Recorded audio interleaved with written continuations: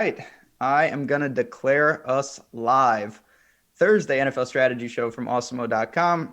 I'm Ben Raza. That's Sal Vetri. I'm back. What, you thought you were done with me after one show, Sal, but I weaseled back in here. How was your Christmas? Yeah, we were saying that we wouldn't talk for like another 6 months, and it didn't even take a week. That's good. Yeah, Christmas was great. How about you, man? It was good. Yeah, low key, but not wrong with that. Played some NBA, got that going, but it was nice. It's nice to get back into it here with week 17 is here. We got a lot to talk about, so I won't take too much time getting it because we have 15 games. But I do want to say right off the top, our sponsors at Yahoo taking down this show. One of the most trusted names in fantasy sports and home to the weekly $200,000 baller contest with a top prize of 20K. Everyone knows they now have CSV upload, which is huge. You can make a ton of lineups, get them in there. And if you want to claim up to $30 in Yahoo Sports rewards points, YSRPs as we call them, go there, sign up, and use the promo code AWESEMO. It's in the article. We'll drop it in chat. Big things over there. So it's definitely something we say to check out. You can build your bankroll that way. Easy way. Another easy way to do it. We are doing giveaway. It's the holiday spirit sale, as you know. Today is day 3 of our 8 crazy nights of giveaways. You can win an Awesemo Plus MLB yearly pass. Baseball will be here soon enough. All you got to do is go to our Twitter and reply and guess which 2 teams will score the least amount of points on tonight's NBA slate. It's a free roll. It's easy. It takes 2 seconds. Go and do that, and then we hope to see you in there for baseball season. But I said this already, but I'm going to say it again. 15 of these bad boys. That's as big a slate as we ever have to break down. Yeah, I mean, I remember preseason, like week 4 was 16 teams, and then this is the next biggest one. So last week of preseason, last week of regular season. It's a lot. It's a lot of information to cover, but it should be good. Yeah, I mean, it is what it is. We're going to go game by game. I will try, and Sal, feel free to, if I miss it, I will try to nail what kind of motivation, because this is the one week where, depending on the team, you're going to have guys sitting out. You're going to have guys going all in. That's just something we have to deal with. It has a preseason NFL vibe in a way. So let's just get into it if you're ready to go. Yeah, definitely. Let's do it. All right. So first game up, so everything is divisional this week, which I kind of like. That's got a soccer feel in a way. But first game up, we've got the Jets. They travel to the Bills. Bills are a slight favorite, 1.5 point favorite at home. So right off the bat, let's just get to this. We've got Buffalo. They are in the playoffs. They cannot improve.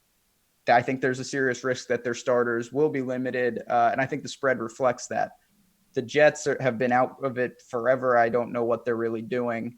So I'll just pass it to you. What do you make of this game with a virtual pick'em spread? Yeah, so I think the Buffalo side is really risky. Beat writers and beat reporters have already kind of tried to read between the lines that Josh Allen and some of the key starters, we don't know anybody else except Allen that will sit in this one. It hurts John Brown if that happens. Maybe he even gets pulled. Same thing with Devin Singletary. It's being reflected in the ownership. I mean, Buffalo has absolutely no ownership. Singletary's at 4%. Everybody else is like below 1%, even their defense. So I'm pretty much off of Buffalo right now. I think you could take chances on John Brown, but he could get pulled after 3 quarters. His quarterback could get pulled at half. And on a 15-game slate, this whole team is pretty much off the board for me. On the Jets side, Bell's the only one picking up ownership, around 13% right now. The Bills have gotten much worse on their run defense, and if you think that some of their key starters get taken out of the game, that's a good spot for Bell. He's been very consistent at getting you 10 to 12 fantasy points, a touchdown away from a nice performance. So at 5,800, I understand the ownership. I'm probably a little bit under that, but he is the guy from this game that I would get to the most. I think Robbie Anderson avoids probably Tre'Davious White just based on where White plays on the field, and I think White probably leaves this one early. But even that being said, I don't have much interest in Anderson. Yeah, Le'Veon is someone we see, he's going to get the touches regardless of game script. Last week, 29 touches. That's serious volume. But he should be north of 15, 20 in any type of game script. And you mentioned, the Bills 19th DVOA against the run, 3rd against the pass. Clearly the way to attack them is through the air. And guys like Tre'Davious White, I wouldn't be stunned to see them in the second half on the sidelines. The Bills have bigger things going on. And for me, that's really what I can say. Now, you mentioned guys like Smokey Brown and things like that. It's a little tricky. I mean, he can get there in one play. We've talked about that all year. He's a home run type of threat. But boy, if the volume is down, if Josh Allen is pulled, if he is pulled, a lot more risk. So in large field tournaments, embracing some of these teams is a strategy if you get the ownership, but Lord knows that they're towards the back burner of me when we have 30 teams on this slate. Yeah, that's the biggest thing. Like if there was like a 10 game or one of those 9 game slates, it's interesting to get this guy at like a half a percentage. But with 29 other teams this week, it's really hard for him to, even if he plays the whole game, really hard for him to burn you by not playing him. I think so too. That's really what it comes down to. It's a minimal opportunity cost. Even if for some reason one of these Bills has a big game, the ownership is very low, and I don't think it's not like you're not going to be able to recover. So no interest for Darnold for you either. I mean, he's pretty cheap, 5,000. I'm not really getting there, to be honest, though. Yeah, no, no real interest there, and it's really because of the receivers. If anything, it's Bell, maybe a little bit of Crowder, but that's about it from this whole game. Fair enough. Well, let's keep it moving on. Second game, we're going to the NFC South, Panthers, Saints. New Orleans, of course, big game for them. They can lock up some serious things, serious bye work. They are 13-point favorite on the road here. And just to clarify, so New Orleans with a win and a San Francisco loss, they are the 1 seed. If it's a Green Bay loss, they are the 2 seed. Carolina is eliminated, but I'm sure they'll be playing. This is a good game. I think this is one of the ones I like. Over under 46. I honestly thought it would be a little higher. I'm not going to lie. But I see plays on both sides of this one. Did anything stand out right off the bat? Yeah, so right off the bat, we just saw last week, finally, Alvin Kamara get going, got another 2-touchdown game after not scoring for, I think, 12 weeks before that. And it's just a good spot on the ground. I mean, Carolina week in, week out has been terrible, dead last in DVOA. They're giving up a ton of touchdowns, 9 more than any other team. Most yards now ahead of Miami. They jumped them last week on the ground per game, 127.3. So I currently have Kamara at 13 attempts and 5 receptions on 6 targets. Just gives him 18 touches, and it still makes him pop a good amount. So I do like Alvin Kamara this week. The ownership is following that as one of the chalkiest plays in the slate at 26%. I think that the running back range around him is very loaded, so I don't know if I get that high on it. But I think the one that stands out the most for me is Kamara, aside from just Michael Thomas being really expensive once again. Ownership is being pulled down because of that. He's at 12% in pretty much all 3 weeks that he's been at 9,300 to 9,900 this year on a main slate. I've got in anywhere from 5 to 0%, and I'll probably do that again. Yeah, I mean, he's pushing almost 10K. That is a brutal price tag. We know the floor is unbelievable with him, but when you're talking about 15 games, unless he breaks the slate, you're probably going to be able to have lineup constructions without him. You mentioned Kamara. It's hard not to like him. Carolina, dead last DVOA against the run. They have just been – them and the Jaguars, honestly, to me, are just like in a separate category of bad up front right now. So, you have to imagine the Saints are going to be leaning on these guys. They could really use this game. And then for me on the other side, so we saw Will Grier. He got the start. He's getting another one. He was bad. But if you are a glass half full person, he threw the ball 44 times. He's at home here. They're going to be trailing. And I don't know how much worse you could really get. He had no touchdowns and 3 picks. Do you have any interest in going there at still a ridiculous $4,600 price tag? Yeah, so it's cheap. I think there's other quarterbacks now around him that I might even like a little bit more, but it's tough to want to go back to it. I played him in a good amount of spots last week, and that burned me. So there's probably some of that going on. But just I want to track what happens with DJ Moore. He probably doesn't need him as much just because he threw the ball 15 times to McCaffrey. But DJ Moore entered the concussion protocol, and they said early on it looks like he probably won't play. But we'll see what happens there. Week 17, nothing on the line. I don't know if they have any motivation to run out DJ Moore. So if he doesn't play, that would drop me down. Right now, I don't have much interest in Grier. From Carolina, I would have slight interest in DJ Moore, but the injury is probably going to keep him out. Christian McCaffrey, once again, is just always the guy to turn to if you want. Again, I think the 7 to 8K range is loaded, so I'm not as much incentivized to get to him as I usually am, but still obviously somebody I'll probably have at a 15% clip as like a bottom number. If DJ Moore sits, do you have any interest in Curtis Samuel or even paying down for someone like Jarius Wright, or is that just more of a reason to stay away from this passing game? Yeah, so I think Samuel is definitely priced as if you're going to get DJ Moore in there at 4,900. I'm just concerned about what you get out of him regardless. You might actually then see a Marshawn Lattimore treatment on Samuel, which, I would probably be more interested in Wright, but overall just no interest at all. Right now I have none of these guys. Fair enough. Yeah, I like I said, it's a game that if I stack up the Saints or I take a piece, Maybe I get a cheapie. DJ Moore would determine a lot. I think if he's in, Samuel to me, I talk about this on a lot of shows. I hate to feel like you have to get a guy right twice, whereas he could, not have the volume. And even if he does, Greer could be ineffective.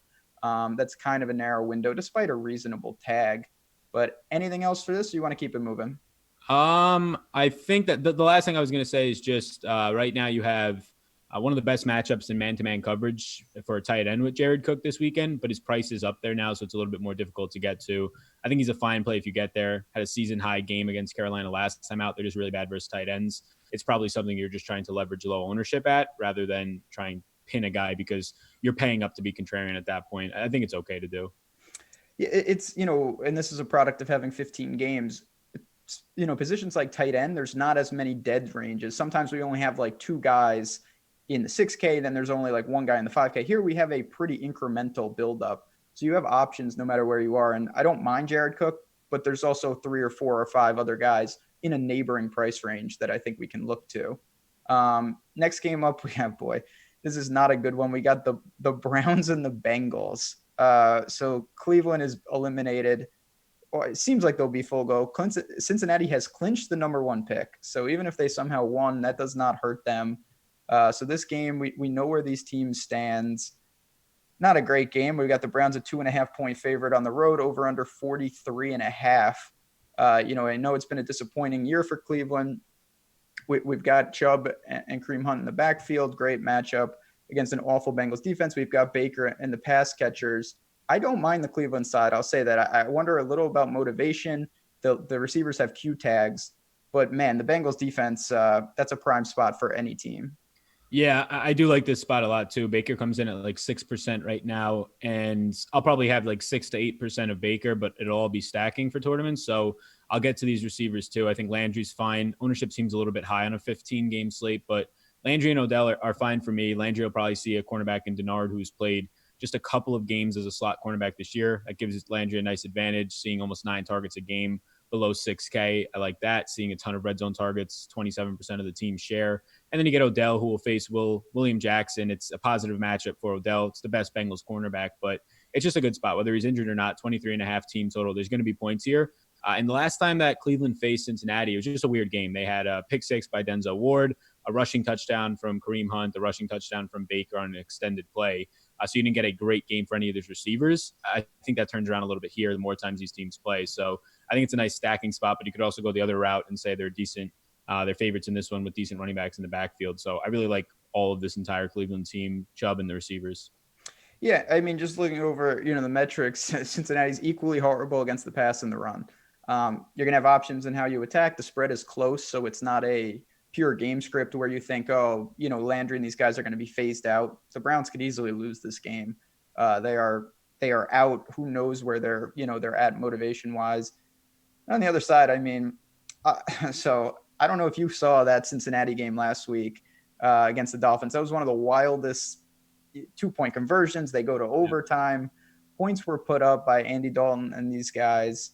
And then the big thing was Joe Mixon was sick. Now, he got a lot of touches. He didn't play a ton. When he was out there, he did get the ball, but he was terribly ineffective. Do you have the guts to go back to him? His price tag has come up to $7,200.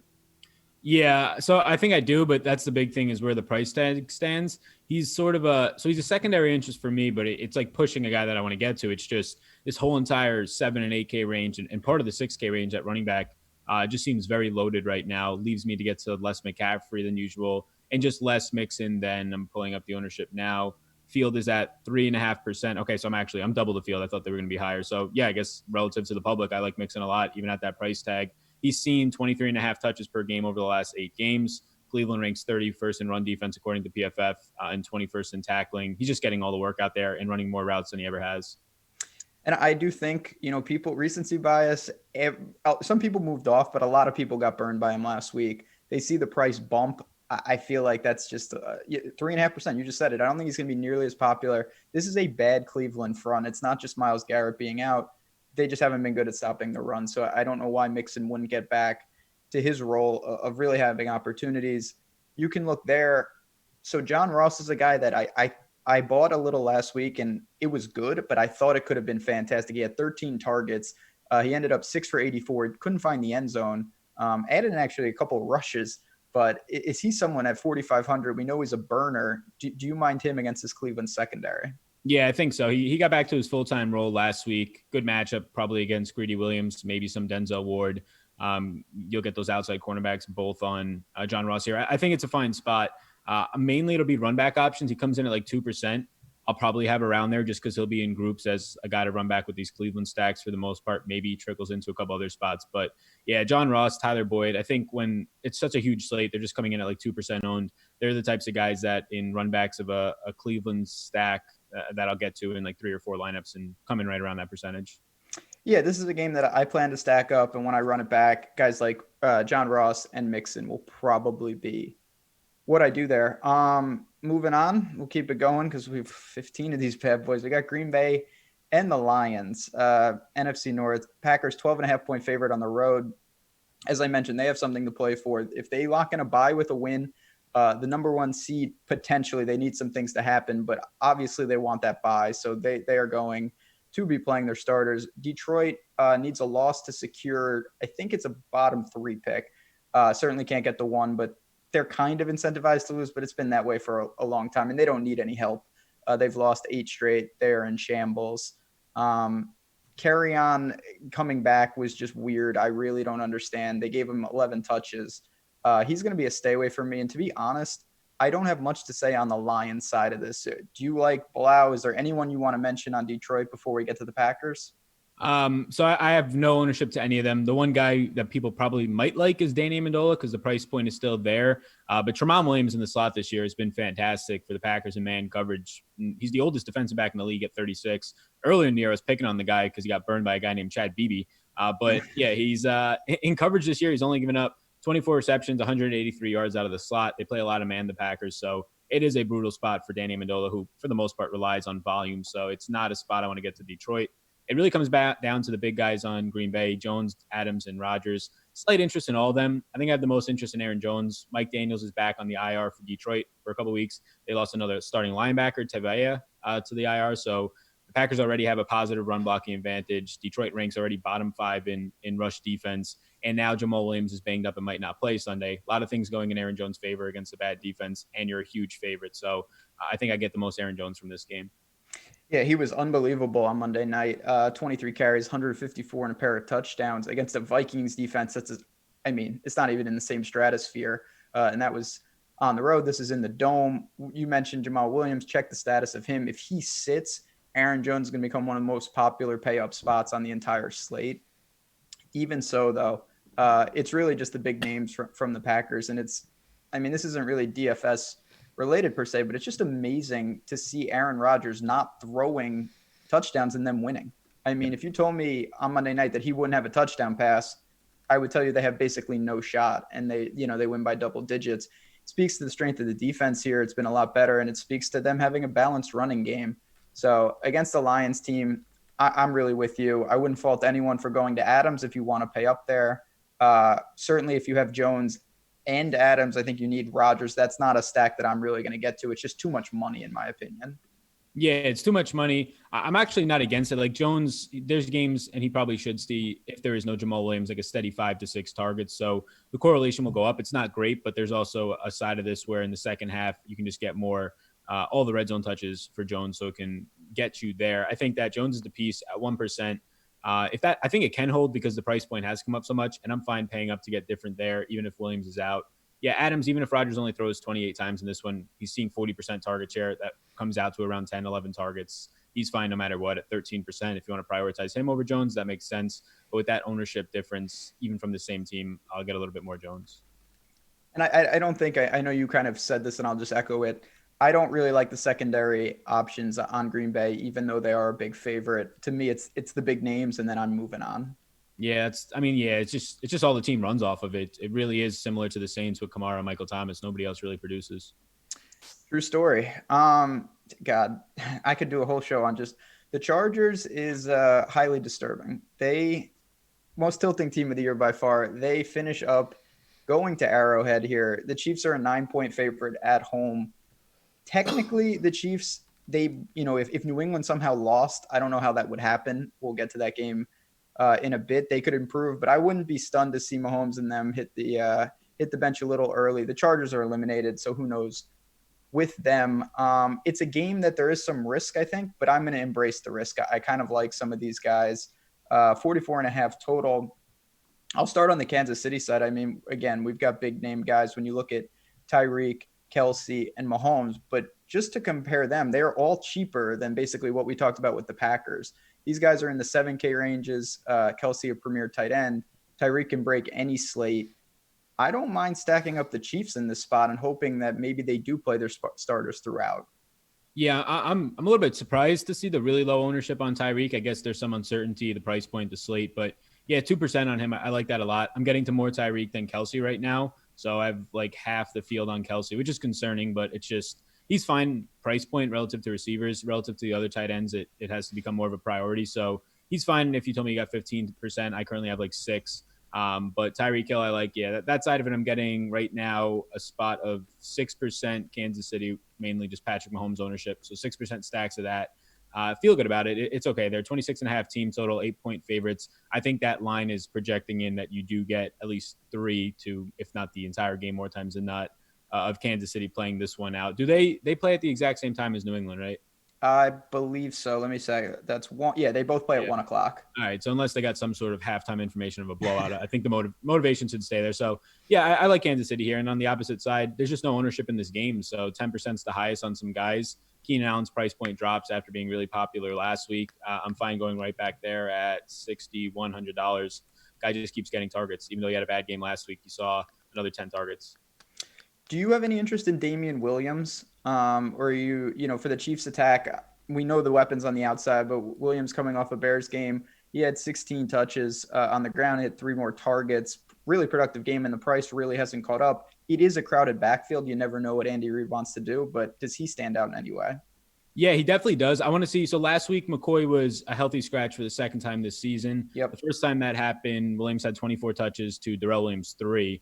Last week, he had 19 touches for Williams, and I think Darwin Thompson had like 5 or 6. So, yeah, if McCoy's a healthy scratch again, I'll go back there. If not, I think it just cuts in like 8 carries directly from Williams or 8 touches total, and that hurts him. But the Chargers, yeah, they've been bad. They've been 28th in tackling rate, 19th in run defense, according to PFF. If you get a healthy scratch from LaShawn McCoy in this one, I think Damian Williams is probably the best value running back below 5K.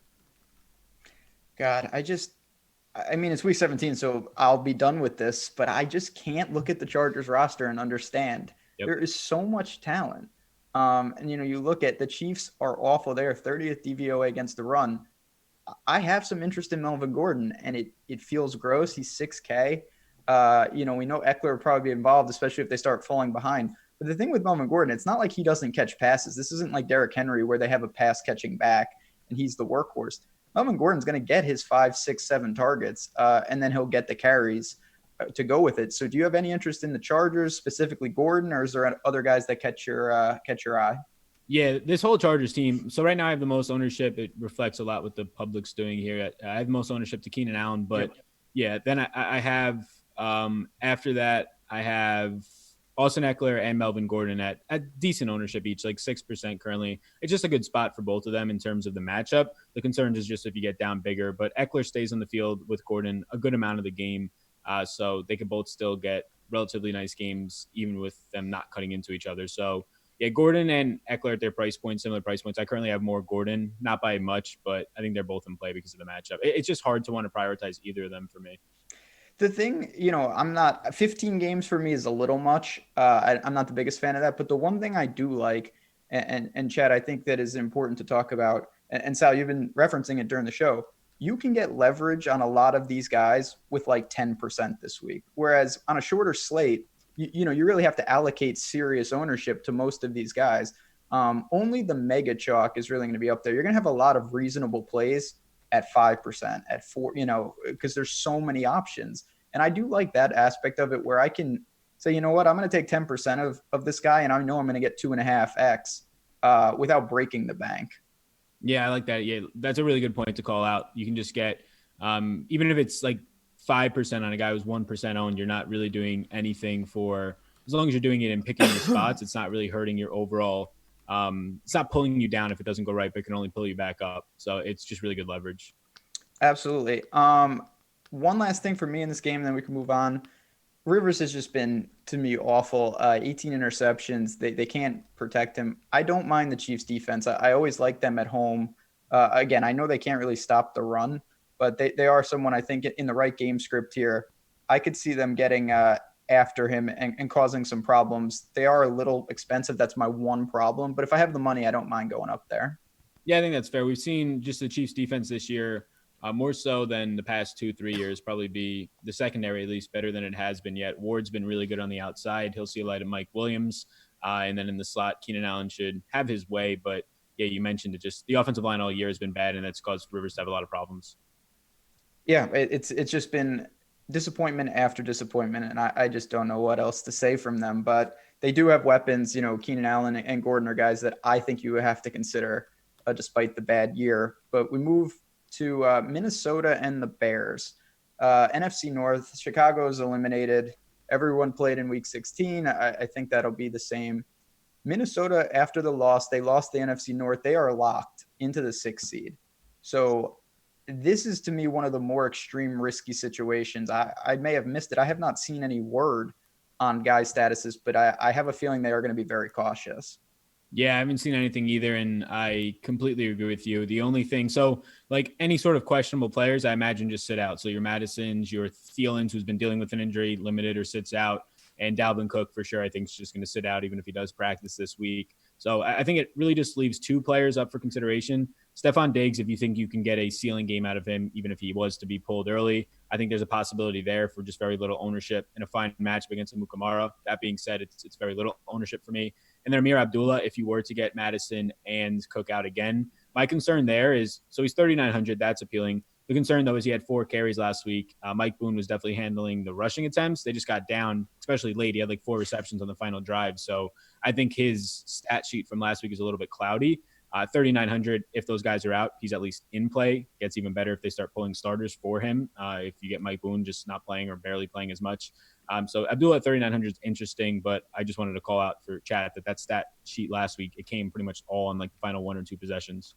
And I think people are going to look at that, and not that he's going to be, again, 15 games, he's not going to be super popular, but I think he'll be a little overowned relative to if he only had 2 or 3 targets last week. I don't think he'd be on anyone's radar. And just looking at Vegas, because you can infer, they have the Vikings as a 1-point favorite at home. I think that really tells you what you need to know. If they were playing their starters, they would certainly be north of a touchdown, in my opinion. So I have a feeling we're going to see some inactives here. The over-under in this game is 37. I believe that is the lowest on the entire slate. So it's a pretty poor spot. Honestly, I would rather attack the Bears against what, I think people will overrate Minnesota just because it's not going to be the same Vikings defense that we normally see. Yep. Yeah, that's a great point also to make on the Bears side. So you get both of their receivers stand out to me a little bit. So Miller's main problem is just the inconsistency. Anthony Miller, he'll have 13, 4, 15, and 2. Those are his targets the last 4 weeks. So very much up and down over the last, he's 34 targets, and that's how they split up. The matchup against Alexander in the slot, I think Alexander is probably the best cornerback on this team. We'll see, again, the uncertainty of how long these guys stay in. Defenders will stay in a little bit more, especially cornerbacks compared to guys up front, linebackers. So Alexander's been in the slot 99% of the snaps. He's one of the best graded slot cornerbacks this year, just 27 yards per game. So it seems like a spot where Anthony Miller can have some trouble. Allen Robinson at 7,200. I do have some interest in shares in. Just the outside cornerback play for Minnesota has been terrible. It really can't get much worse. These guys combined so far for top 10 receptions and yards allowed this season for any cornerback duos on the outside. So Robinson's in a fine spot. You just have to pay for him, and that's where it starts to get a little bit difficult. Yeah, it's tricky. I mean, if you're building a ton of teams, and I think I will have some, Millie type teams that have Trubisky, Robinson, and Miller really going for it, very aggressive. But I do like the pass catchers. I would love to get word that, Alexander and maybe some other key pieces for Minnesota are hitting the bench or inactive. That would be a huge boost. And I think more so when we have guys on defense that are sitting, it goes, underlooked. People don't realize it because it's not affecting who you can play. When we have skill position players that sit, everyone notices. But sometimes these defenses that a team is playing are just not the same caliber in week 17, and you can exploit that with a team like the Bears. Yeah, and even if they are out there, like there's got to be personal just motivation of knowing that nothing matters in this game for why try extremely hard and get hurt. No, it's I would think that Zimmer, it's not like no one is going to play, but as you mentioned, if there is anybody who is even remotely on the fence, they are sitting. Yeah, exactly. The Titans did that last week with Derrick Henry. Teams are starting to realize that there's just no reason to do that. So I think this game on the Bears side is maybe where you can look, but again, 37 over under, it doesn't scream shootout to me. Yeah, it's a gross spot. It's bad. This is also bad. So Miami is 16-point underdog in New England. I mean, obviously, this is going to end poorly for them.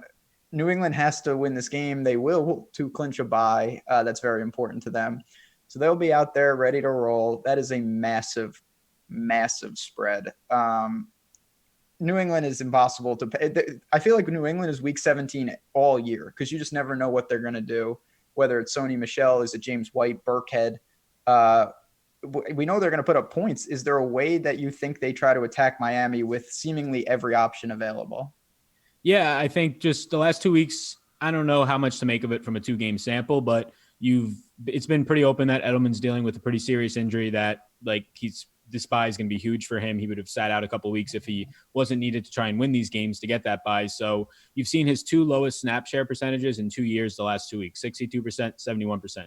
It also gave him 5 targets and 6 targets. As you would imagine, he sees less targets when he's on the field less. So he usually plays 90 to 100% of the snaps. The price point hasn't dropped though. And I think his role will still stay the same. He's still injured.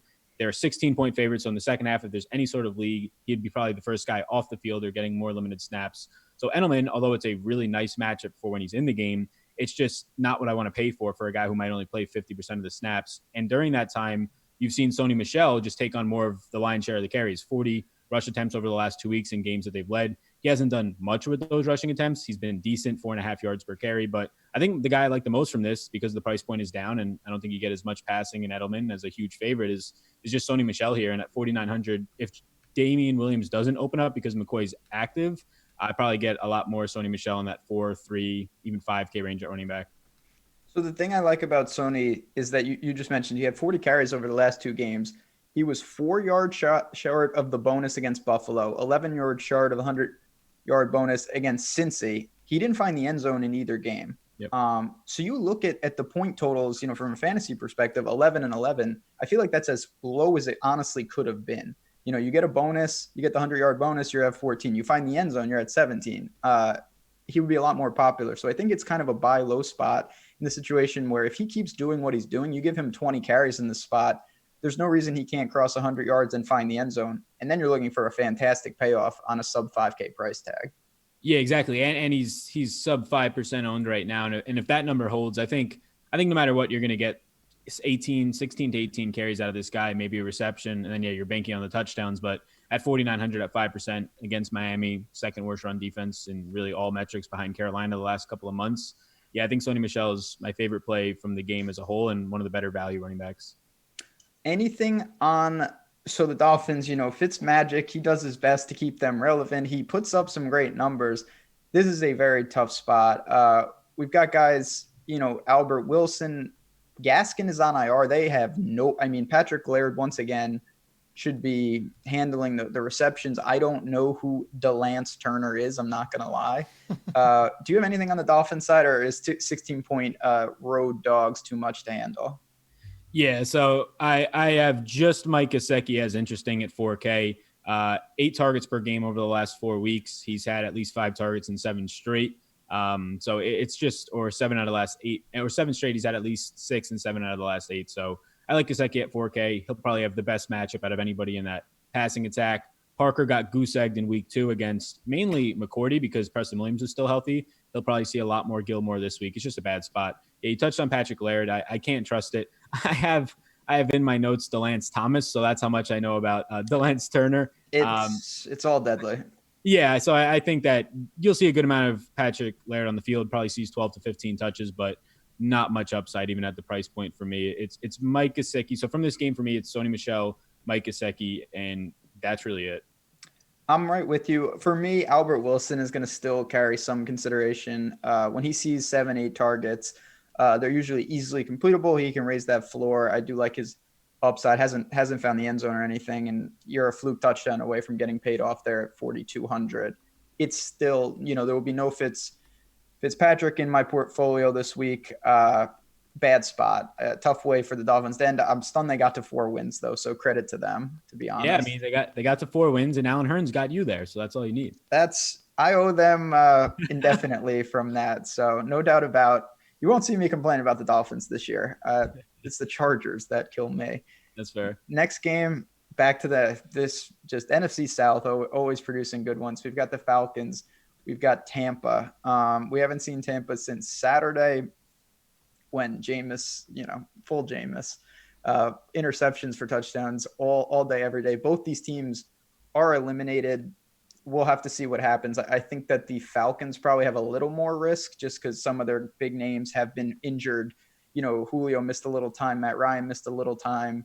But this is a competitive spread. We've got the Tampa 1-point favorite over under 47.5, which is pretty healthy. I have to imagine that you have some interest on both sides of this game.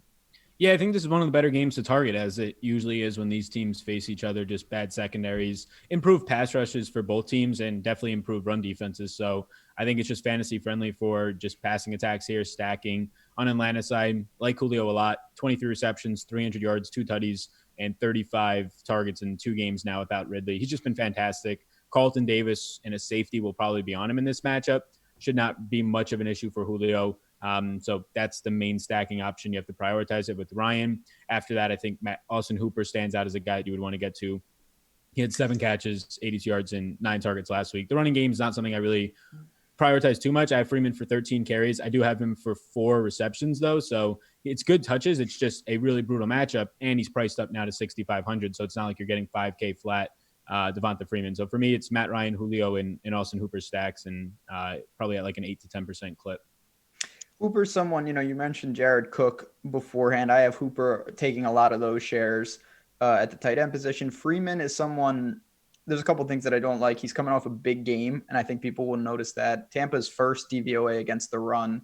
So I do feel like he's going to have to contribute in that passing game, which he can do. I'm not saying he can't, but I'm much more apt to take this passing attack against the Bucs secondary that clearly can be exploited. And regardless, Julio, there is no one on their team who's going to be able to slow him if he plays. Now, that's the one thing I would like some word on what the Falcons plan to do. Hopefully they say we're good to go. We're ready to roll, because if these guys hit the bench, I don't know exactly what I would do. If Julio didn't play, would you go to Russell Gage as the number 1 receiver for that team? I think so in terms of targets, yes. In terms of upside, though, I'm not sure. And I really don't know what they're doing with their outside receivers. Last week I played like 5% Christian Blake and thought I had some sort of leverage based on the snaps he was running. And the guy for the second straight week just gets goose egged in terms of seeing targets. So yeah, I mean, he's out there for like 85% of the snaps just running wind sprints. It's a spot where I would say Russell Gage would see the most volume, probably most use around the red zone. It would probably just default to Austin Hooper being the priority though in the offense. Then on the other side, I mean, Jameis is out of control. He is just, he might have 30 and 30. I didn't know that was a thing in football where you have 30 touchdowns and 30 picks in a year. That's ungodly. 48 passes against Houston for 335, 1 touchdown, 4 interceptions. I mean, my God. But the volume keeps him in play. I mean, at home against the Falcons team. Now, it does hurt that, of course, Godwin has a Q tag. I thought he was completely gone. Maybe he will come back. I don't really get that if he does. Evans, of course, is out. We've got Perriman. We've got OJ Howard. Do you like the Bucs passing attack, or are you more looking at Ronald Jones? Yeah, I like the passing attack here. It's just an odd spot, though. You have Howard, who's priced fine, but really owned right now at 20%. We'll see where that number comes in. I'm not too up for getting a chalky OJ Howard in all of my stacks at Tampa Bay. But yeah, Perriman's priced up to a point where he's deserved it over the last 2 weeks, and maybe that's just the type of guy that he'll be in this offense with no potentially Godwin likely, and then definitely no Evans. So it's a spot that I don't feel great paying for Perriman, but in stacks, I would probably have in a whole group, it would be Perriman, Howard, and Watson. And I think Watson's the interesting piece here. 5 catches on 10 targets last week, not really picking up much ownership, was running a lot of the routes that Mike Evans runs. I think it's a good spot. He would probably be the guy that if I was playing just one Tampa Bay lineup, that I would want to pair with Winston the most for price and ownership consideration. Yeah, he's someone that on the Saturday slate was a key piece. And it's hard not to like, this type of volume with Jameis. Is going to make some mistakes, but they just don't cost you in fantasy. It's minus 1 point. And you get it back so quickly. Honestly, the game scripts can be improved when he does go down early. So I think you're going to see a lot of people stack this game. You can stack on both sides. You have viable run back options, whether you're making a Tampa stack and you want to run it back with guys like Julio or Hooper. Certainly, if you're using Ryan with Julio and Hooper and you want to bring it back with a Watson or a Ronald Jones of the world, I get it. So we will see. The OJ Howard thing, as you mentioned, I like him, but when you have 15 games, when you see ownership like that, it better be a smash spot. And with the floor that guy has, I'm not sure I can get leverage on that type of ownership.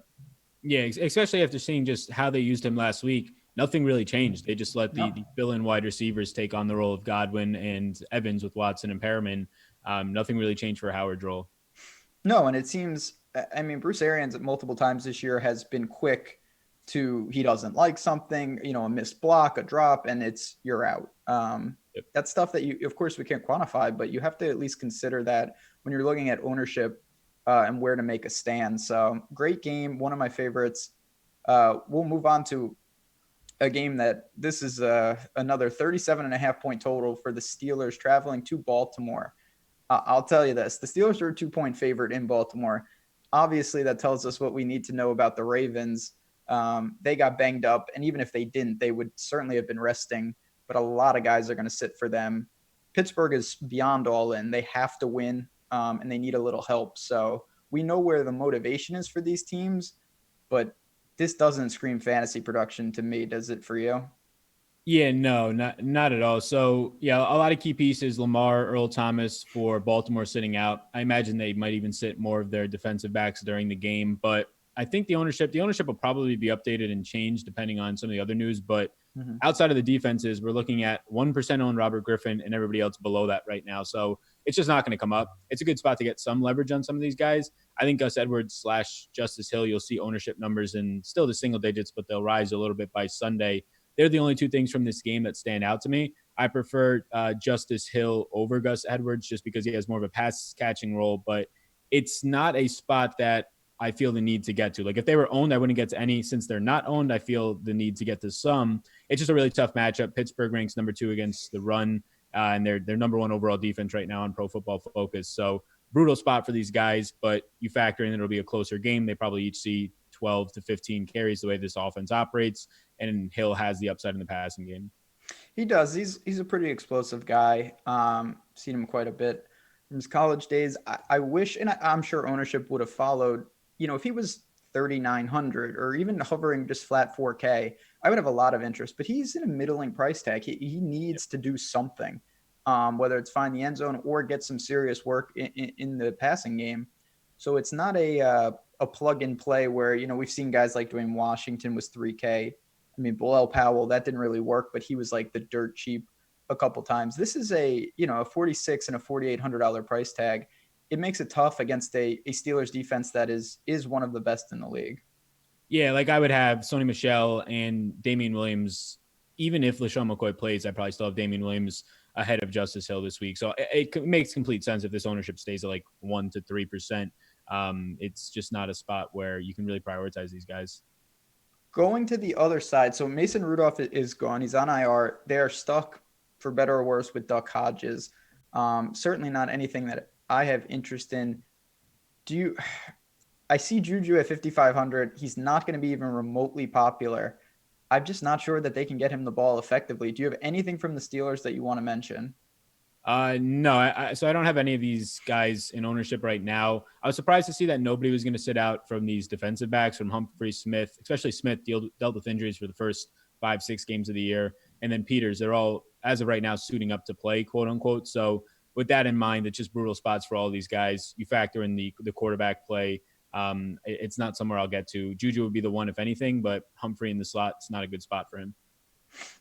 Fair enough. I think this is one of the games that we don't have to spend a ton of time on. I can't wait to see the game because I do think that Baltimore would love to end Pittsburgh, even with their backups, but it's not going to produce a ton of fantasy goodness. We've got another game. We got Washington. They travel to Dallas. Dallas 10.5 point favorite, 44.5 over under. we know that the Cowboys' big game to take care of business was last week. They did not get it done. They still are alive. They need to win, and they need the Eagles to lose, which is possible. But step one, they have to take care of business here. Back home against a Washington team that is playing okay. The problem for them is that Dwayne Haskins got hurt. And I don't know what they're really going to do on offense. So I guess we'll start with the Cowboys.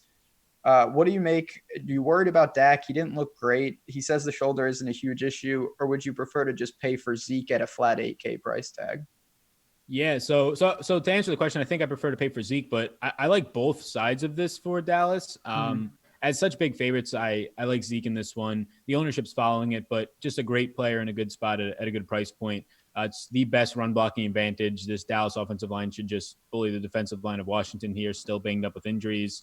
You have Zeke leading the league in red zone attempts, goal line attempts, and seeing the third most opportunity per game. So just a really good spot for Zeke. He is my favorite pay up running back above the like $7,500 range, maybe my favorite running back on the slate. Right now, I have the most ownership to him. But then you look at the passing game, and yeah, Dak's shoulder is the big problem. There's a couple of passes that looked like it was affecting him, but it's hard to make a real note out of 2 or 3 passes in a game. And obviously, there's everybody just assuming that it's the shoulder, so it gets blown up a little bit. Dak, if he was healthy and I played it that way, I would have a lot of interest here. This secondary is just so banged up. They lost Murray a couple of weeks ago. They just put their best cornerback, who is surprisingly to me, I know he's playing well. I didn't know he's playing this well, but the third overall Pro Football Focus cornerback in Quinn Dunbar was put on the IR, and then they put his backup, Danny Johnson, on the IR. So they're down to third and fourth string cornerbacks to face Michael Gallup. Amari Cooper is going to be facing their backup cornerbacks. It's just a good spot for all of these players. If Dak throws his average, even if it's below average, 35 times in this one, I do like all parts of this. I'll have pieces of Amari, Gallup, Zeke, and Dak in decent volume. Same. Dallas, they got to do what they're going to do. I don't know if the Eagles are going to win or lose, but they should take care of business here at home. You mentioned the skin secondary was bad, and now they've lost some of the bright spots, the only bright spots that they had. They're ill-equipped to deal with any of this. And not to mention, without Haskins, it wouldn't be stunned to see them put in awful positions via turnovers, via just ineffective moving the ball. That defense is going to be on the field a lot, I have a feeling. Without Haskins, can you go to someone like, we saw Steven Sims emerge last week. He's had double-digit targets in 2 straight games. He had a big one against the Giants.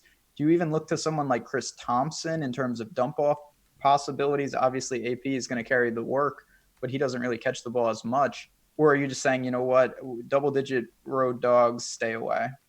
Yeah, for the most part, staying away. When I get to those Dak and Cowboys stacks, I'll want to run some of them back, if not all. So that's where I'll just kind of spread it around to mainly the McLaurins. If he suits up dealing with the concussion, we have to watch that. If not, then yeah, Sims would be the main one there. And he's looked apart like for probably a month straight now. The concern there is that he did a lot of that work or chemistry with a guy like Dwayne Haskins. So if Case Keenum comes in, if there's no Terry McLaurin out there, Case Keenum knows nobody that he's throwing to. Like the chemistry is Trey Quinn's gone, Paul Richardson's gone, Vernon Davis, his entire receiver core would be gone. So you have no idea what happens with this team. So at that point, I just start to take stabs at each of their receivers that fill in, mainly Sims, but it would be at like a clip of, if I had a Dallas stack, like 6 to 8%, probably like 2% of those guys at most.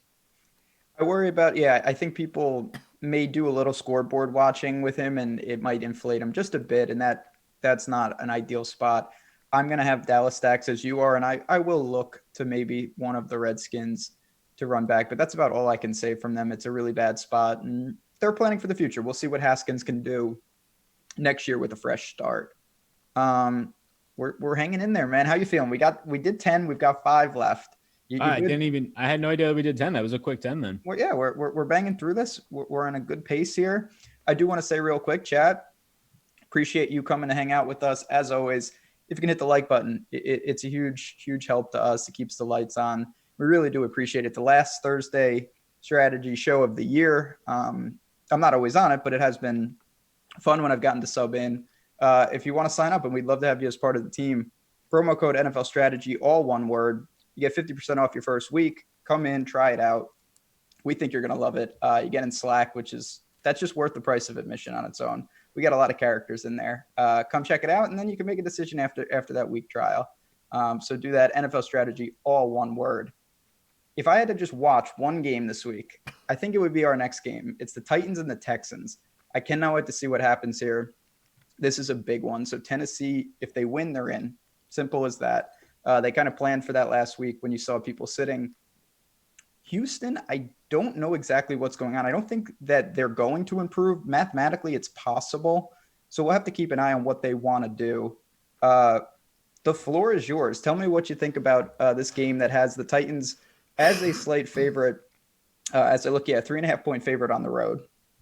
Yeah, so it's an interesting spot, like you said. The Chiefs should be able to take care of business and win their game, but the Titans play after the Chiefs. So if the Chiefs were to end up winning that game, as you would expect, the Titans are pretty much locked into the 4 seed and the division. So then they have nothing to play for. So I think that's where motivation starts to drop off. So it is really interesting because you probably want to bounce a division rival, but you also don't care as much because you're in the playoffs and not moving. I think that I can play this straight up, but there is slight worries later in the game for just any type of motivational / players staying in the game. Will Fuller's going to miss this one for the Houston side. O'Brien says he has no plans to rest the starters and go for the 3 seed, but again, he could just not even have it by the time the game starts. So Hopkins is in a fine spot. Adore Jackson should be back for Tennessee. If he's not, he's been practicing finally. He'll face LaShawn Sims. It's just a good matchup every week for Hopkins. He would be my primary pay-up option this week at wide receiver. I'll play it probably straight up with him. Watson is in another fine spot. Tennessee ranks 25th in pressure, 19th in coverage. It's like a top 3 or 4 owned quarterback in stack combination for me. The real situation comes down to what happens for Fuller. We saw Kenny Stills disappoint a lot of people the last time he filled in, but in that game he faced Denver, which is one of the better secondaries in the league. So this week, just one of the worst bottom 3 outside cornerback play this year from Tennessee. I'll get to some Kenny Stills at that price point, and maybe even a good amount of it. Don't know what happens in the slot. Kiki's been inactive some games, then he plays. Carter's been active for all of them, so I think they'll split the snaps. Probably get more for Kiki. That's the thing that I want to see, and we'll have to keep an eye. You mentioned it's a late game. Kiki could, depending, there's a lot of guys with a Q tag in front of him. If the Texans, as you just talked about, have nothing to play for, and if he's active and it looks like I might go there. Really cheap price tag. I think he's going to get work if he's on the field. It's just a matter of who else is there. And as you mentioned, this is one where late swap is going to be pertinent potentially if guys are sitting. So Hopkins got I think I'm trying to think this through in my head, so I don't have to think it out loud. I think there's a good reason to, or just play the whole game straight up, even if they think they can't get the 3 seed or they know they can at that point, because just to avoid playing the same team 3 times, would they play, if they lost to Tennessee, would they play them the following week? Would Tennessee be the 5 seed? They'd be the 6 seed, so I guess they wouldn't. So maybe it doesn't matter. Yeah, I think they would be the 6 seed. All right. They wouldn't. Yeah, so I guess it doesn't matter as much. I mean, later in the playoffs, there's a chance you play the same team 3 times. That's not great. So I think overall, I'll play it as if Houston's going to play straight up. Yeah, that's too many moving parts with these teams, I tell you what. But, I just – if you've got – I think this is the point to make, and you said it earlier. It's not like I don't think many coaches, unless it's extreme, are going to take guys that say I'm 100% and say sit. But if you've got a guy who has a nagging injury, who's playing through it each week, or there's just something going on, that's where it might be okay. Let's rein this back in. And guys like Deshaun Watson, Hopkins, they certainly have some bumps and bruises like everyone at this time of the year. So that's where I worry a bit. On the other side, we've got Derrick Henry, who rested last week. He's ready to go, I'm sure. He's going to play. I have him firmly behind Zeke. There's no doubt about it. But I still think, this is all hands on deck. I wouldn't be stunned to see him carry the ball 25-plus times in this spot. Do you like him? I can't really get to A.J. Brown at this price tag much. What do you make of the Titans side? Yeah, so for the Titans side, for me, I'm looking at it right now. I have Henry pretty much where the public's coming in, which is not much. I think that'll change just because of his status, but more than the public's 1%. But I have Henry behind a good amount of guys right now. Zeke, Aaron Jones, the Fournettes, Chubb, Kamara. He's pretty far down my list, so I'm not really getting to much of him. It is a must win. He should see a lot of work. It's just at the price tag where it is for not the easiest of matchups here. Struggled last time against Houston. Don't want to take the 1-game sample, but it is an improving defensive line, especially compared to their secondary, is where you should target them. A.J. Brown at 7K, not a priority for me, but I like him more than I did last week when he faced Marshawn Lattimore, and even the week before that when he went off against the Texans, against the Texans that week coming into it. It's just a spot where he'll get Gary and Conley. It's a good matchup for him there. Took advantage of it a couple weeks back. But I think the biggest thing here is last week, maybe some people come off of him if there was any ownership, faced Lattimore. But with Derrick Henry back, the biggest advantage for this whole entire team is just play action passing to Brown. And Henry's actually a threat as opposed to Deion Lewis for the play action, just deception and efficiency. So at 7K, I actually have more interest than any other week in AJ Brown that since he's been like 6K plus. It is a good point to make that, I was stunned when the Titans got off to that quick lead. I was floored against the Saints because their offense is built around Henry, and it's not just the rush, as you said. It's just that's the focal point. Tannehill works off that. This entire passing game is built off that. So they'll be back at full strength, and maybe that will, I'll have to look back at Yeah, AJ and Brown. I think it's like what you said earlier. The just him like being 2.6%, like I'll get 5 or 6% and feel fine about that, double the field with no real negative leverage on it. Yeah, and that's the thing about 15 games. If AJ Brown busts, you're not closing the laptop just yet. And that's on a 4-game slate when he's 40% and you like him. Well, now your half your portfolio may have been taken down. So we stick with the same conference. We got the same division. We got the Colts and the Jags. They are not fighting for much, if at anything, just draft position. We'll keep an eye. It's hard to tell teams that are eliminated where they're really at. This is a game. The Jaguars have been bad. They're a 4-point home dog, over under 43.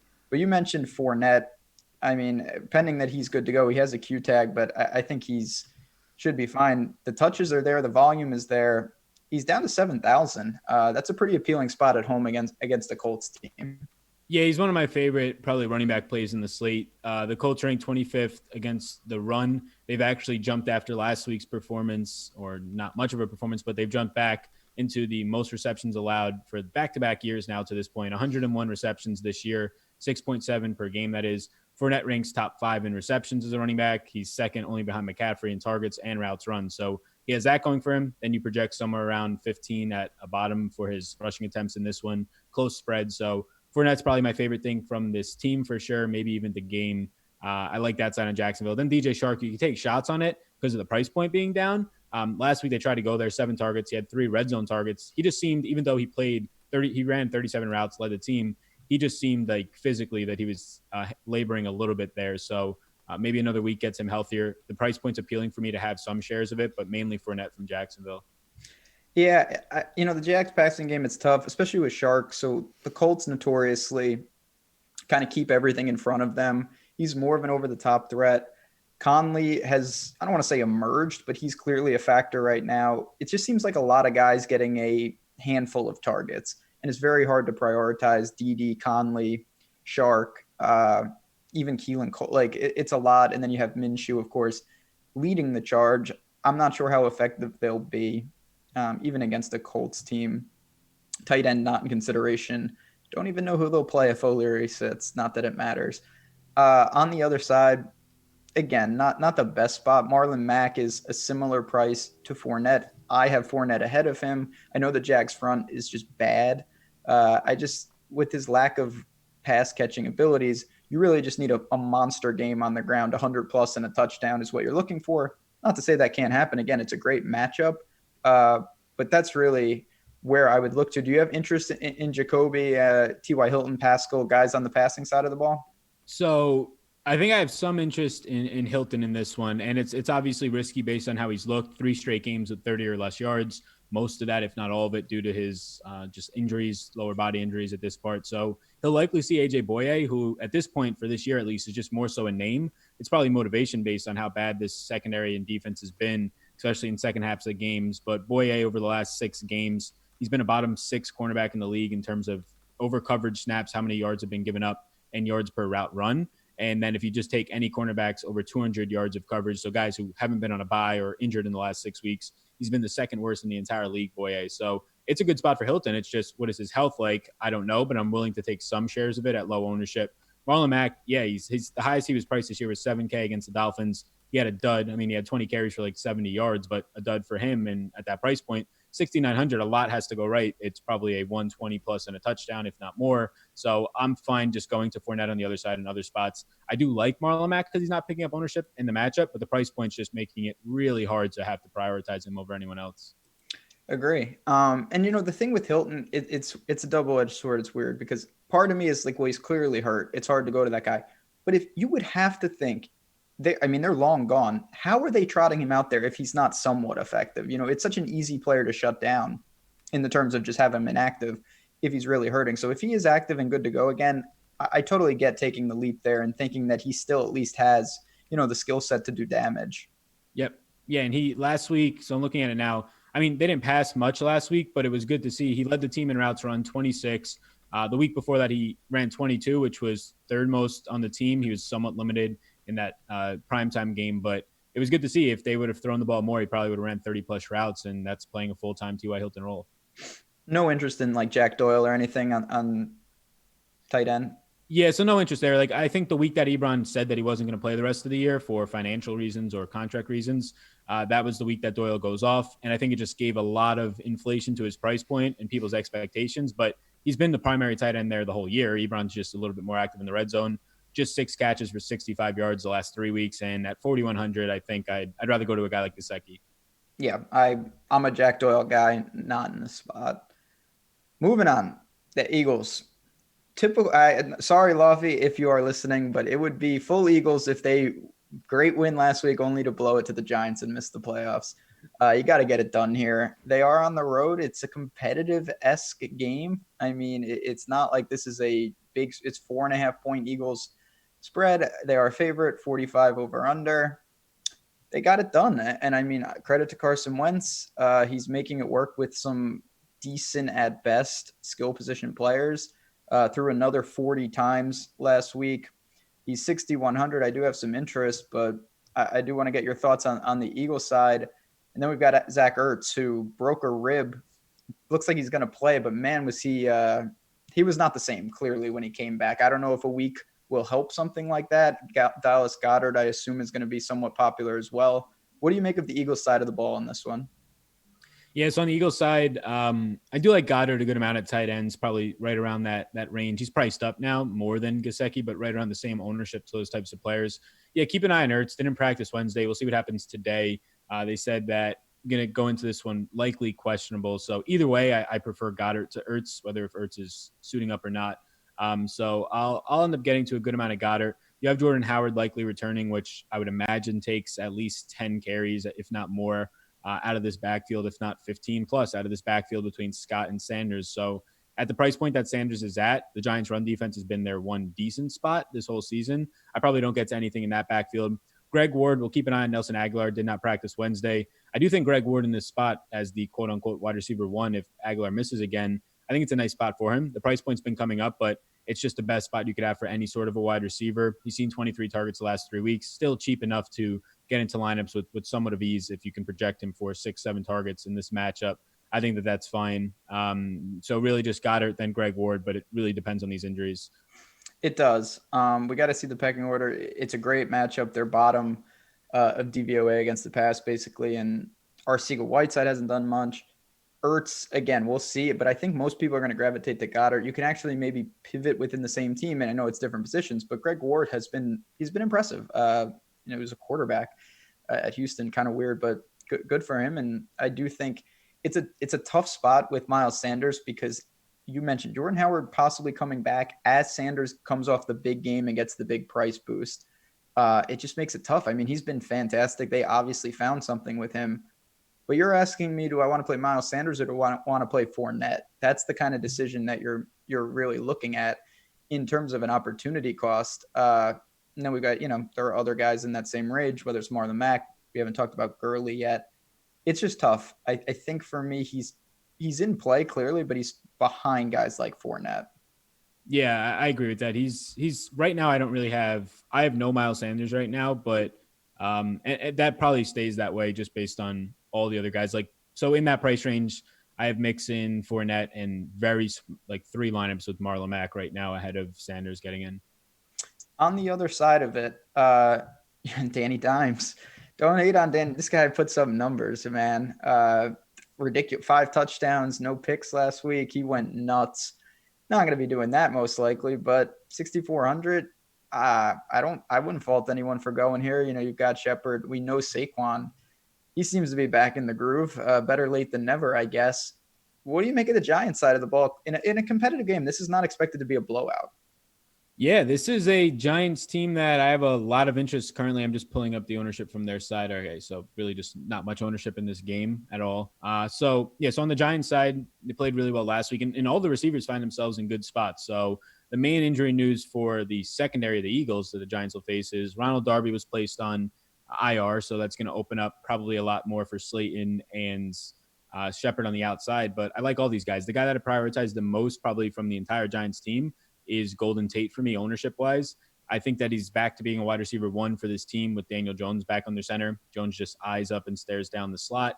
He had 11 targets last week, a fine game, 6 catches, 96 yards. The price point has dropped because of the past few weeks before that, where you had just Eli Manning just not having any chemistry really with Golden Tate. Tate was around 6K. Now he's at 5K. I like Golden Tate the most from the Giants right now, even including Saquon when you factor in price. But then the other guys I'm fine just throwing into groups and stacking up this a little bit. Slayton will be on the outside against Jalen Mills. I think that's a fine spot. He's dealing with an injury, though. That explains the no catches on 2 targets last week, came out of the game, and then just really did not get back in all that much.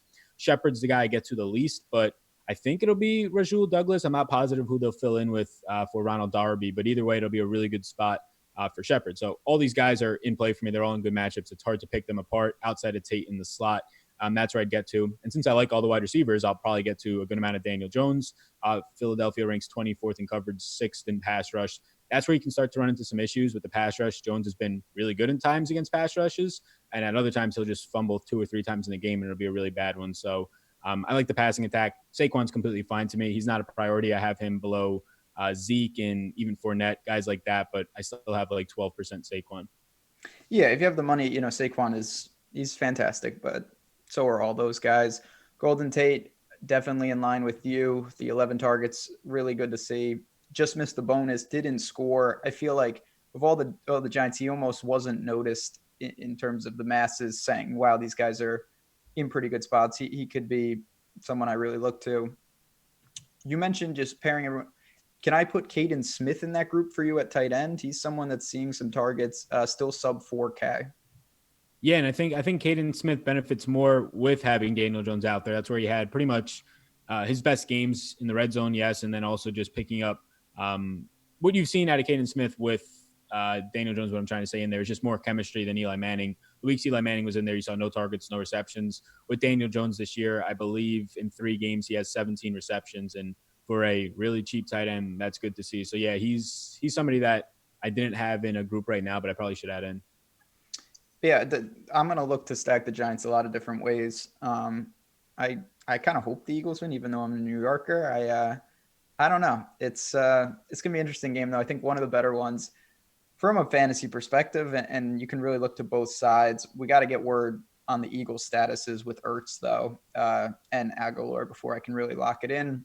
It's a perfect time to say, Sunday, hope you guys will come back. Me, Lofty, Alex Baker breaking this all down once again. We'll have some more clarity on the injury side of things.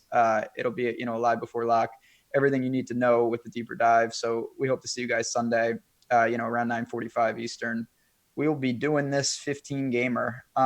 2 games left, Oakland and the Broncos.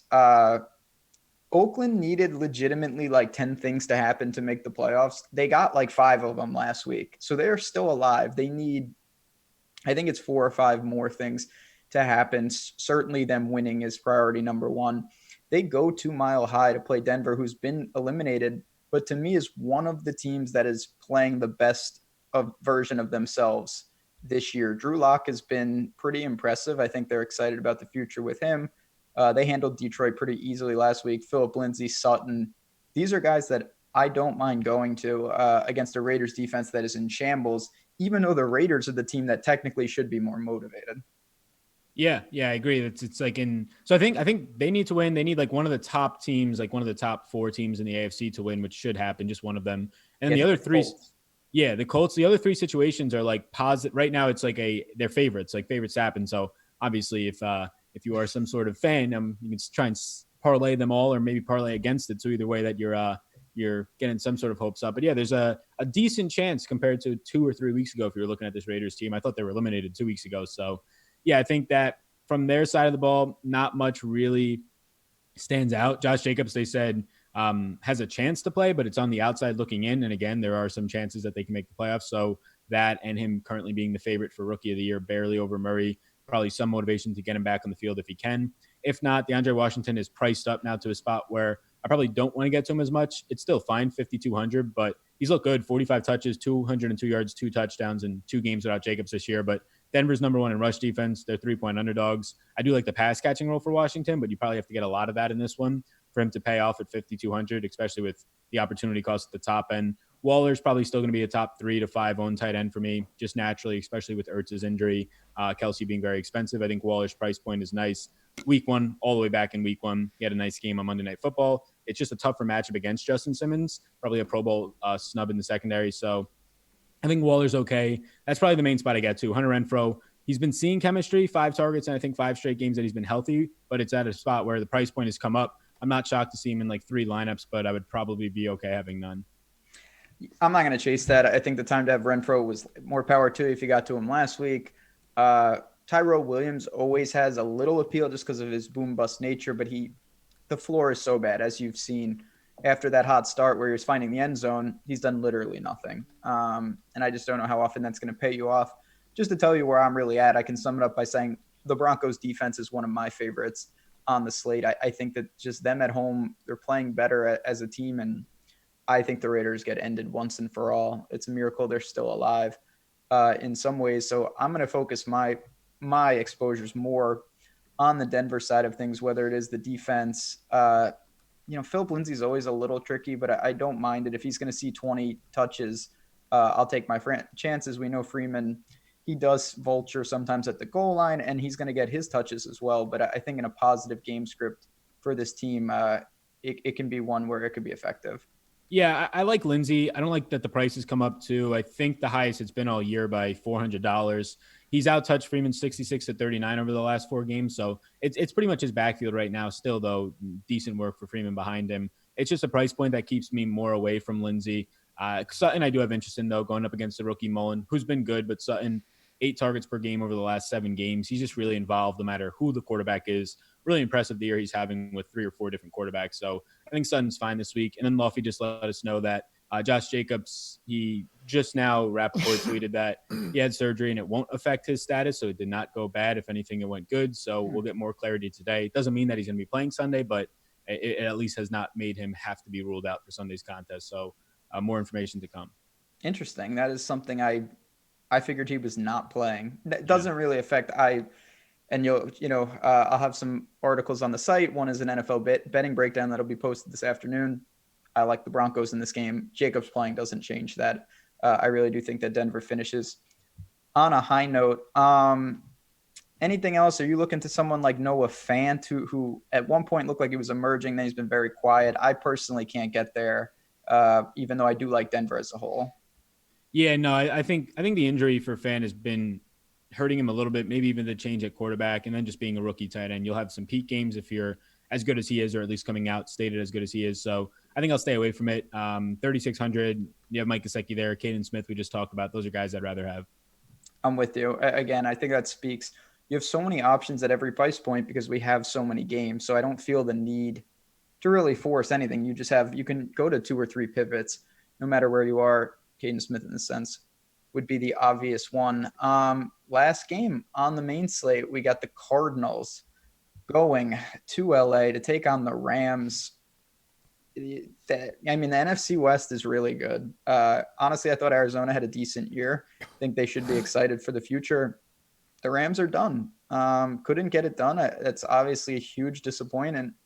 I think that when you get a team that really falls short of expectations, there is a chance they shut some guys down.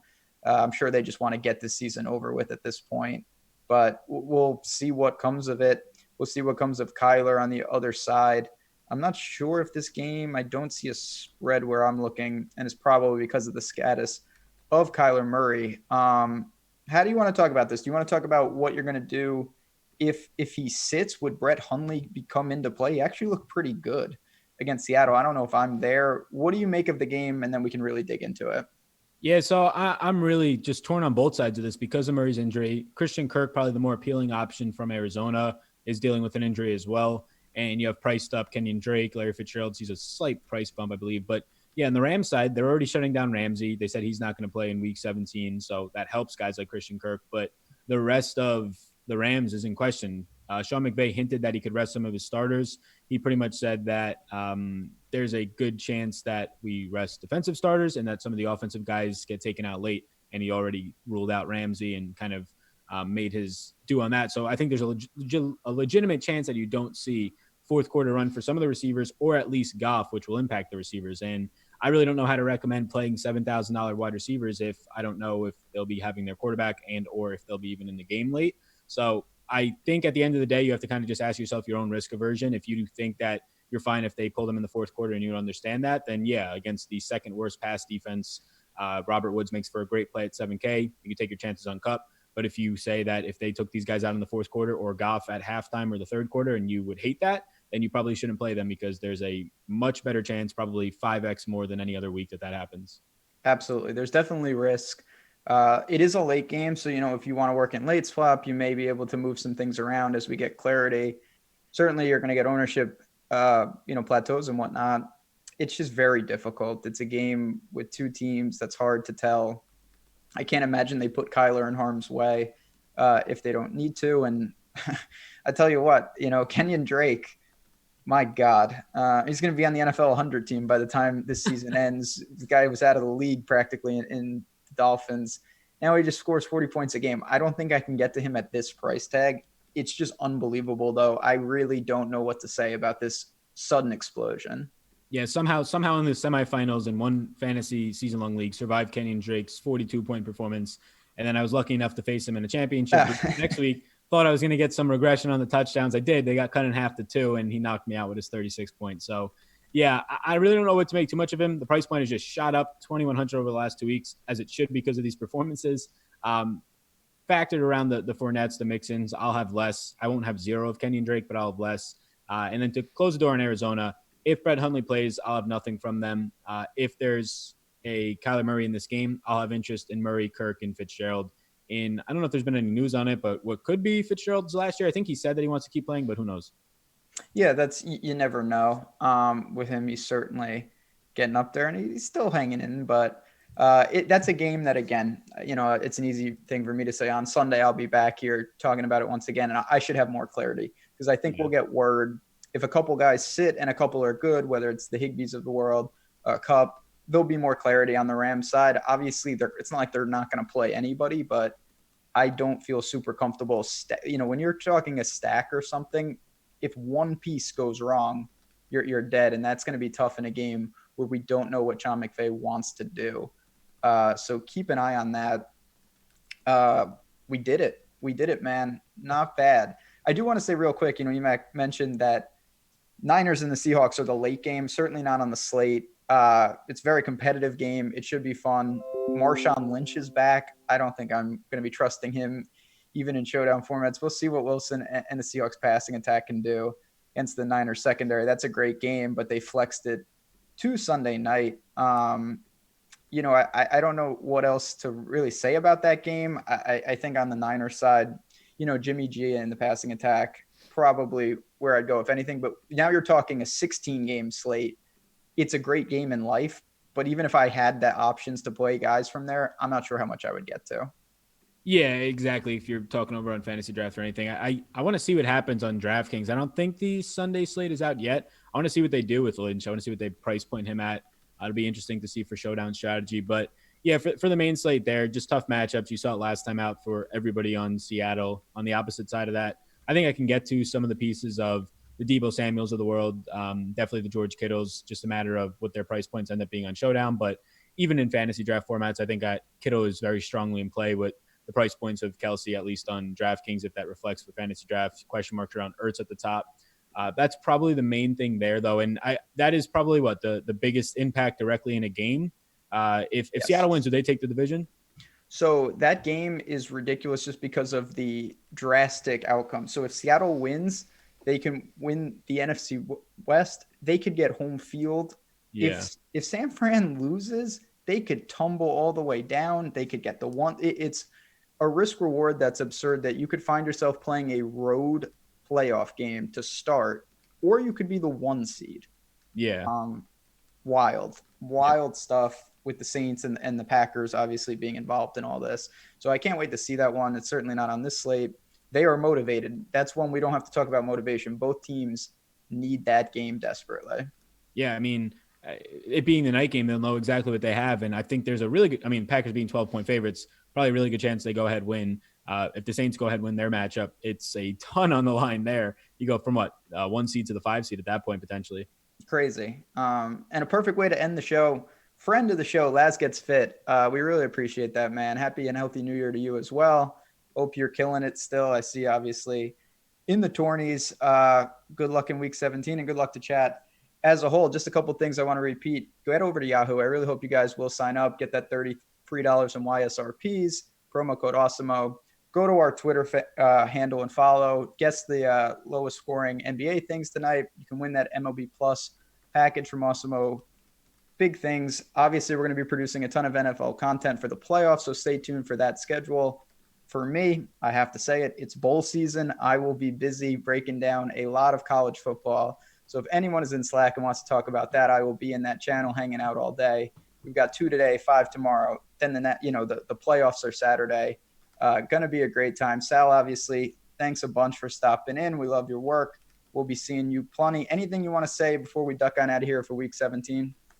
No, actually, the one thing that I was thinking during the show, because of the Rams thing, if you're going to take on risk in those situations, or maybe like the Bills, anywhere where players might not be playing, I wouldn't do it like 5 times on the slate. You're just opening yourself up to lose money regardless at that point.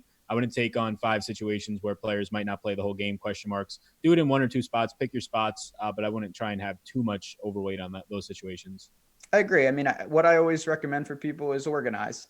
Get all the teams that were up in the air and say, if I had to rank them, who do I feel best about? You rank them and then maybe you take a shot. But if you do all of it, you're going to eliminate some of your lineups right off the bat, and that's just not the way to do it. So we have 15. Prioritize it. Do the best you can. If you have any questions, certainly find Sal on Twitter. You can find myself on Twitter as well, and find us in Slack. We will be talking leading up to Sunday.